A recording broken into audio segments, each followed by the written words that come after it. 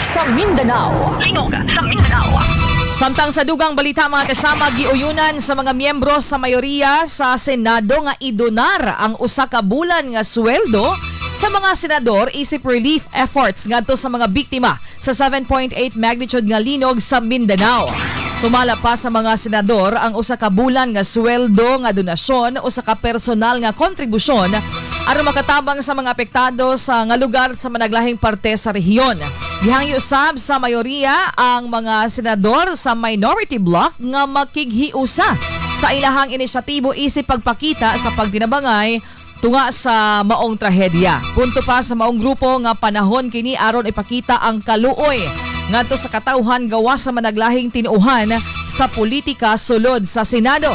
Gani ang donasyon pamupaingon sa pagpalit og pagkaon, tubig, tambal, temporary shelter o uban pang panginahanglan sa mga apektadong komunidad.